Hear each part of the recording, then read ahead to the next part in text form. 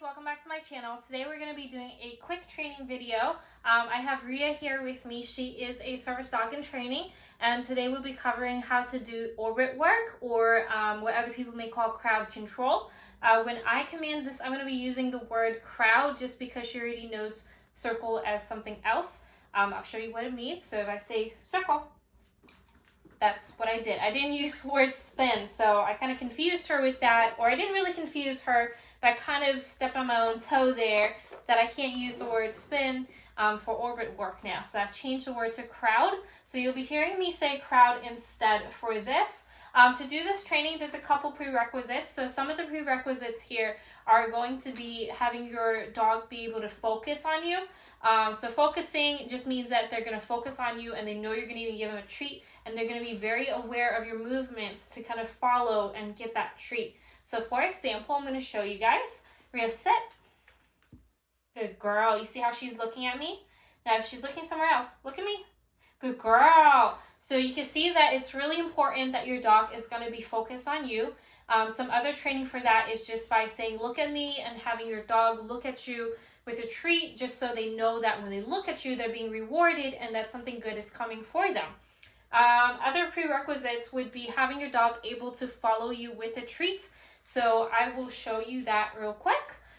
So to have a dog follow you with a treat, basically what that means is I have some treats in my hand. She knows it's there, and she's going to follow. So you can see how she's following my hand wherever it goes. So it gives me the freedom to kind of train her to do certain movements, to go in certain areas. Here you go, you can have it. And this is something that you're going to need for this training specifically.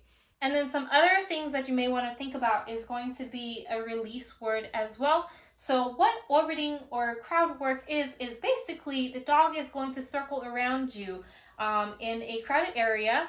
This is meant for psychiatric service dogs, for anxiety. Sorry about that, my cat is there.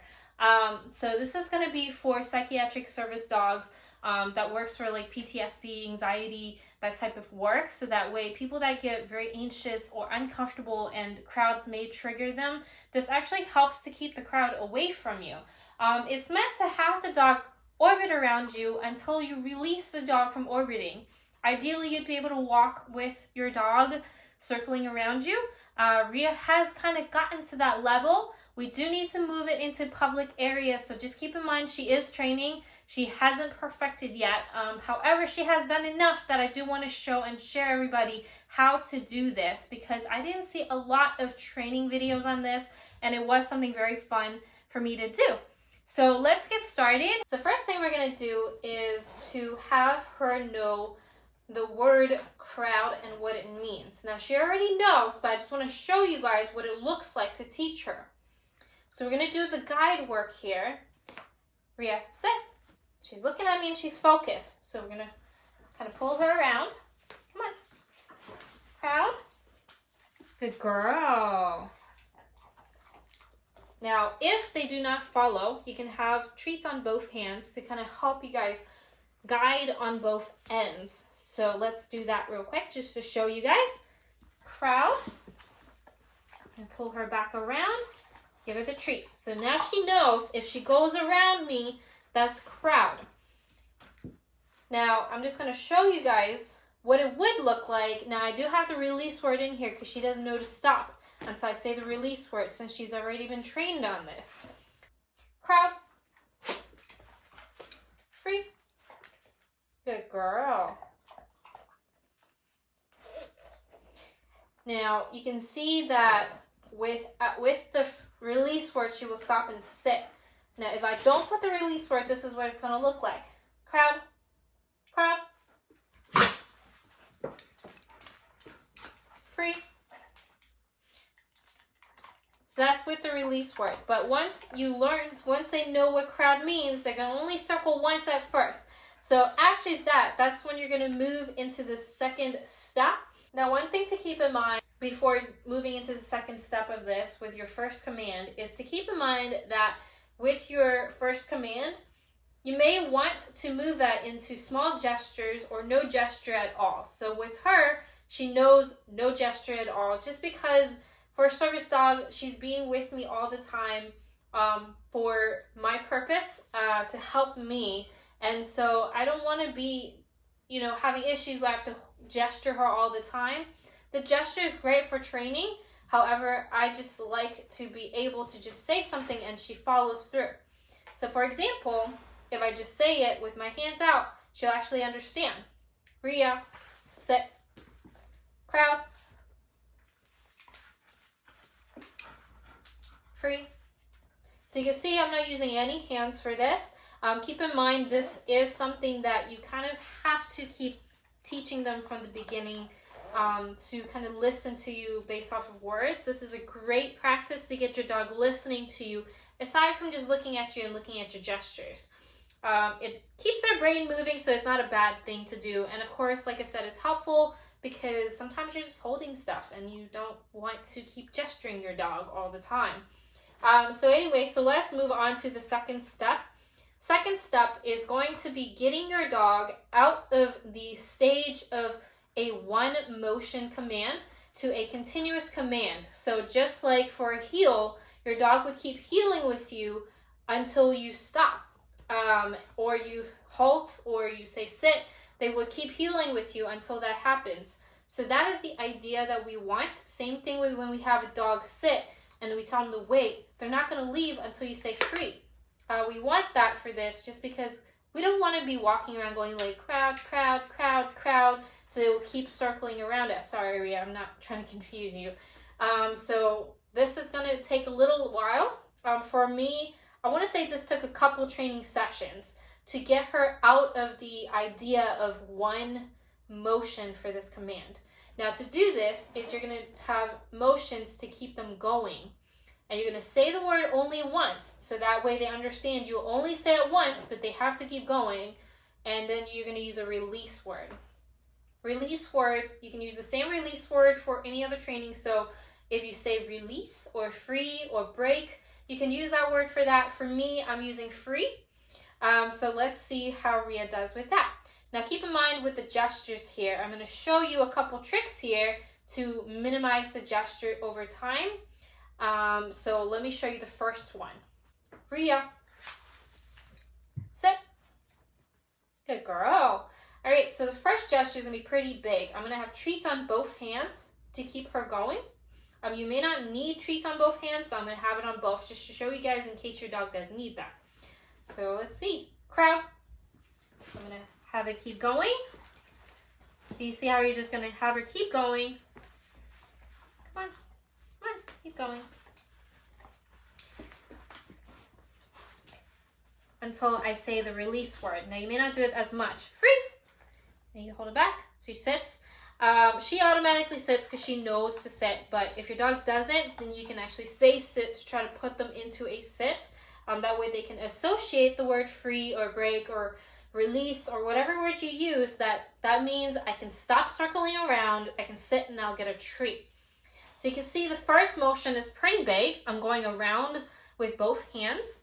We're going to try to lessen those motions so that way the dog understands that, okay, maybe if I just keep circling it, I'll get a treat. And that's the idea that we want. So the next motion, I'm going to do it with one hand now so you can see that I'm minimizing it. Rhea, sit. Crowd. So I'm doing it with one hand now. So you can see she's following through with my hand. Free. She knows to sit. So now she knows she's following the hand and she has to keep following until I say free. Next motion is going to be a little bit smaller. So we're trying to minimize the gesture over time to the point where you don't need any gesture at all. The next gesture I'm going to show you is I'm going to have my hand closer to my body. So that way it's not so much as following my hand, it's just following the motion of my hand now. Sit.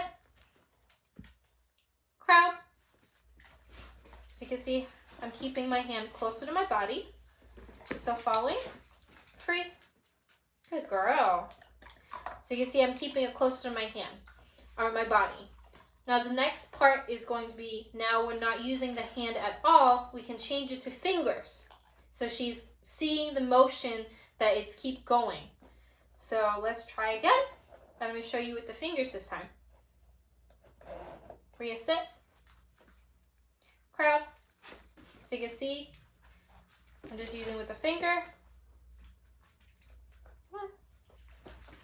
See, she's looking for it. Come on, keep going. Sit. Free. Good girl. So you can see she's following through with that. Let's try it one more time. Crowd.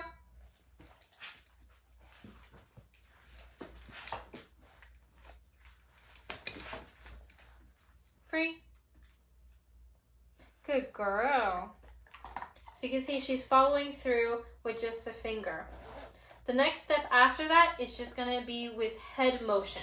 You can see she keeps looking up at me, so that's where that prerequisite of having your puppy focus on you is very important. So now, instead of moving my hand at all, I'm going to have my hands out and I'm just going to move my head. You can't see my head because of the way that the camera is put, but I am just kind of turning my head and looking her to kind of like push her in that direction. She's already following it. And that way you guys can see, at least on her end, you can see how she's looking at me to get into that direction. So we're going to try it this time with no gesture. I'm going to put my hand up in front of me so you guys can see I'm not using any hand gesture for this now. I'm just using my head. Rhea. Crowd.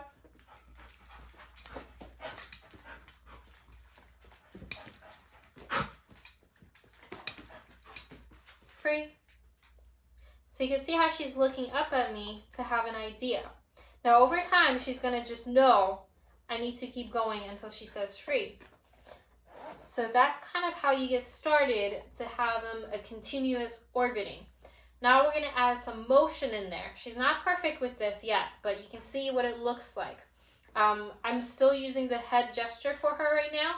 Especially when you're walking, you may have to start going back into a hand gesture just because you're moving. So it's a little bit different for her to understand. This is like healing with the orbit. So it's a little bit different. But let's see how she does. I'm going to have some treats in my hand first. Ready? Sit. Start from here. Crowd. I'm going to start with little steps. So you might have to use some hand gestures.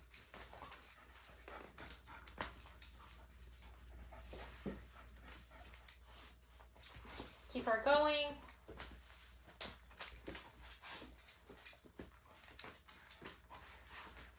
I'm going to start with slow steps first until she understands that no matter where I go, she needs to keep orbiting. And see, when I turn around, she gets a little confused, so you're going to need a little bit more guidance here.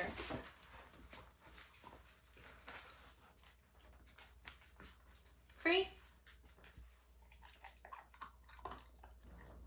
Alright, so that is my quick video on how to do orbit work or crowd control if you're training your service dog, or if you're just training it just for fun. You can definitely do that as well.